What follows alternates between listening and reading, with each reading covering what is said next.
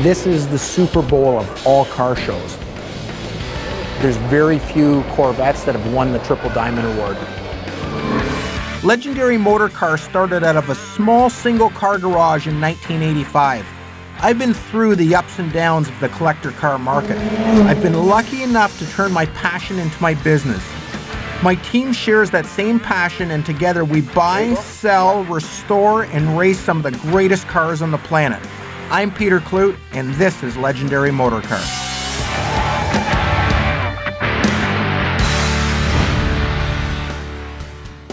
Every year, one of the most prestigious car shows in the world is held almost in the middle of winter in Chicago. When you think prestigious car show, you think of Pebble Beach, you think of Amelia Island, you think of St. John's. Well, really, to the muscle car world, this is the Super Bowl of all car shows. The McAn Show, Muscle Car and Corvette Nationals, is the creme de la creme. Now, the interesting thing is there's going to be multi-million-dollar cars, but everybody's walking around in t-shirts and jeans. We're here in the suburbs of Chicago producing the world's largest all-indoor specialty show.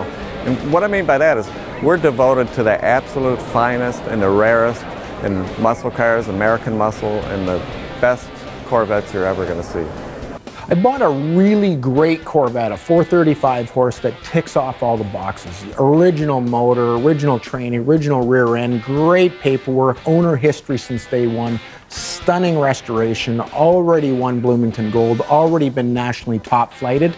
So now to get the Triple Diamond by winning the McAn Show would be another feather in its cap.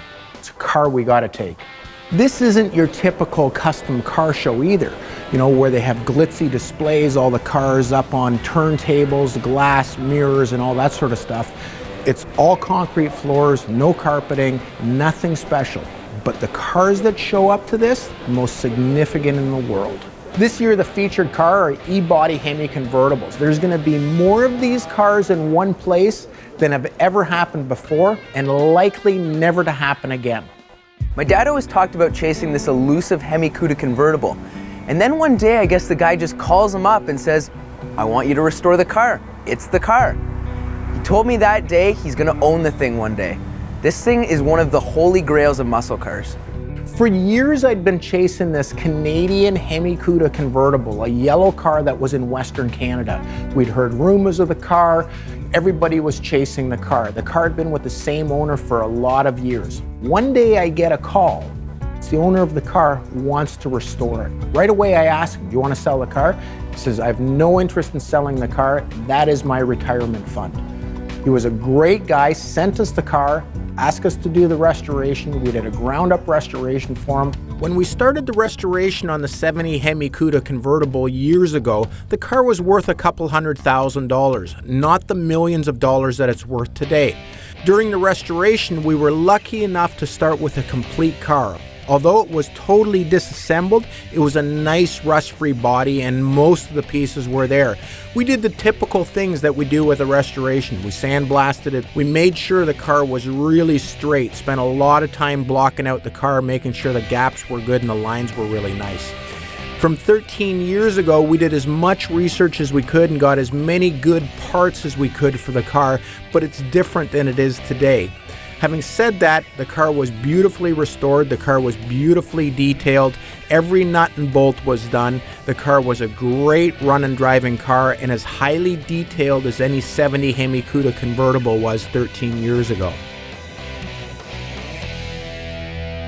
And then the interesting thing is, when I asked him when he wanted it delivered, he said, can you keep it at your place? I have a small garage, I have little kids, I don't want the car damaged. So I told him I would keep it here in the showroom for free as long as I had first right of refusal on the car. Every year I would call him up religiously. Gord, you ready to sell the car? Gord, you ready to sell the car? The answer was always the same, no. We're taking a few cars to the McAn Show in Chicago. We've got a 67 Corvette that we're hoping will get the Triple Crown. That's going to mean the 67 Corvette is going to have to pass some of the harshest scrutiny by some of the sharpest Corvette guys on the planet. I'm hoping to buy a 70 Hemi Cuda convertible that I've been chasing for 20 years. 13 years ago, we restored the car for the customer, and now he's finally said he might be willing to sell it. He said, I've had an offer. I'm ready to sell the car. This is the number. If you match the offer, it's your car. Yeah, I'll take the car. Done. I own it. I own it. Wow. No, that's great. I'll get Sarah to go over everything. We'll do the wire and we'll get the money off you. For 13 years, I've been trying to do this, and now it's in front of me. For once in my life, I don't negotiate, I don't do anything, I buy the car. When we originally restored this car 13 years ago, it's a factory Hemi Cuda convertible, an expensive car. But let's face it, a 13-year-old restoration isn't as good as what we know today. One, we know more about the processes from back in the day. Secondly, we have better parts available, and sometimes we're able to find NOS parts in the meantime. So when we were showing this car, we're going to take it to the McAn Show. We want it to be as good as possible. There's a bunch of little items we ended up changing. We had the best reproduction exhaust available at the time. It's not anymore. Today we have a much better exhaust system. The windshield, proper date coded. All the rest of the glass is original, but the windshield had been changed years ago. At the time, we had the best windshield we can get. Today we have a correct date coded windshield. The tranny pan was the best piece we could get at the time. Today we found an NOS piece. You look at the front of the leaf spring mounting brackets. We did the best we could from the time, but they're slightly pitted, and again, the process back then is a little different. Today we get the natural finish with the original heat marks in it. It looks like it did the day it left the factory. The bumpers, these were the bumpers that were available 13 years ago. Today we have the correct ones, they're a little bit longer. Same thing with the shock mounting bracket on the bottom of the leaf spring. We didn't have the correct piece, we couldn't find it back then. We found an NOS piece which is a little longer through here. I was able to just buy this car recently, and we did it 13 years ago, but on a 7-figure car, if you can make it that much better, it's worth spending the money. We spent probably $10,000 or $15,000 on little trinkety pieces, well worth it on a car like this. Now we'll take it to McAn and see how it does there. The Hemi Cuda convertible prices have been on a roller coaster ride almost since the 80s. In the early 80s, they were almost worthless, and then slowly they started to creep. By late 80s, they were worth, call it $200,000. As real estate in the stock market collapsed in early 90s, so did collector cars, including Hemi Cudas. By 1999 or 2000, they were close to $400,000. By the mid-2000s, around 2004, 2005, a 71 Hemi Cuda convertible was worth $2 million. In 2005, there was always the reported rumors of somebody turning down $4 million for a 71 Hemi Cuda convertible. By 2007, there was a documented sale at public auction of almost $2.5 million for a 71 Hemi Cuda convertible. Then the financial crisis of '08 hit and muscle car prices plummeted. Well, the leader of that dive was Hemi E-body convertibles. They went all the way back to almost $1 million, and it wasn't until in the Scottsdale auction in 2011 that they started to recover, with one selling for $1.7 million. Well, it wasn't until recently the holy grail of all Hemi Cuda convertibles, a 71 4-speed, sold for almost $3.8 million. What's happened with Mopar Muscles is very much what's happened with the general economy up until '07, '08. After the crash of '08, it's taken a while for the Hemi cars to recuperate. As European sports cars have gone through the roof, doubling, tripling, quadrupling, Mopar Muscle started looking cheap again, and slowly in the last couple of years, the prices of these super rare North American exotics is starting to climb again. The belief that collector cars are truly an asset class, I think, is here to stay. So what's going to happen with the E-body convertibles? I think in the long run, they're always going to be desirable. So there were only 1970 Hemi Cuda convertibles ever built. There were only 4 built for export in Canada. It was Petty's big wing cars in NASCAR and names like Ronnie Socks that made these Hemi engines legendary. The R-Code 426 had 4 1/4 horse, came with 2 Carter carbs. They had giant valves and ports, and these things actually worked better as race carbs at high RPM than they did on the street. So this thing's got a 323 D53 rear end, which makes for a real nice cruiser, along with the 727 training.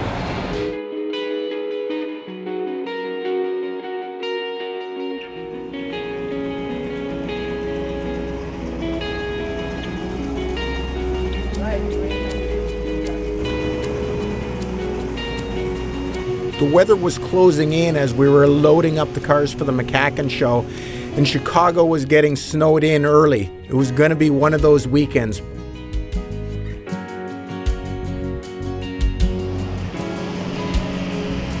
Once we got inside, it was a different story. Everybody was friendly. 27 original E-body Hemi convertibles end up showing up. We're really excited about our special invitational display devoted to the E-body Plymouth and Dodge Hemi convertibles, which are the holy grail of the muscle car world. And we did a lot of work for the last 2 years inviting cars and bringing in people from all across the country and Canada, of course. And I'm proud to say we have 27 of the 42 cars in the building today.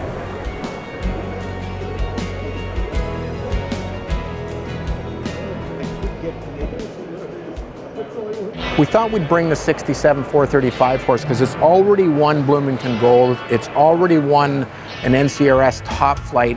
So to get the Triple Diamond Award by winning this show here would be a great thing for its value, and also the fact that there's very few Corvettes that have won the Triple Diamond Award. So we're gonna have the guys judge it, and hopefully we win the award. Every judge has their expertise, whether it's interiors, undercarriages, drivetrains.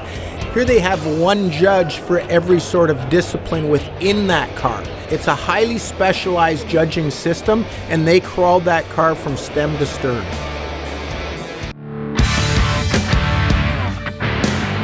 We're at the McAn Show in Chicago, and the featured mark this year is the E-body Hemi convertible.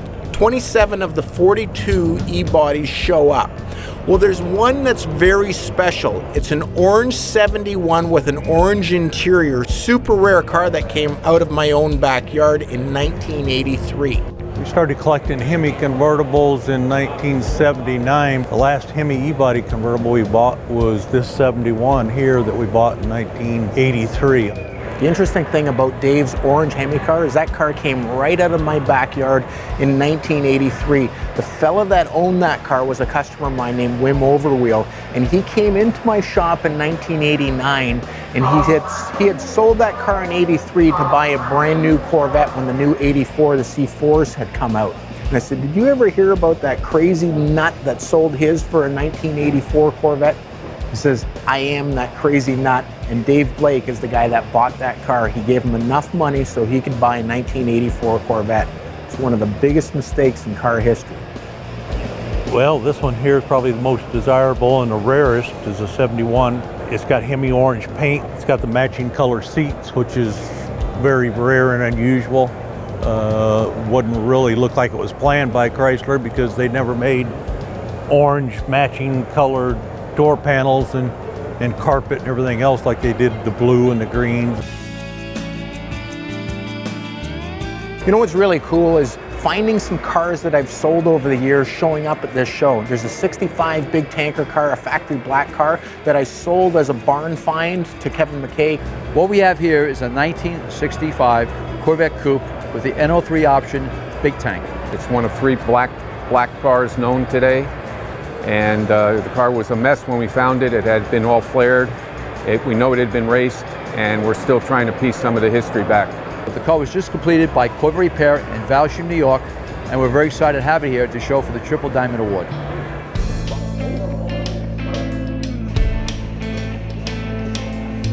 It's a big deal to get an award at the McAn Show. You've got muscle car judges that know the cars inside out. You have the Corvette judges that with their entire team will scrutinize a car from top to bottom.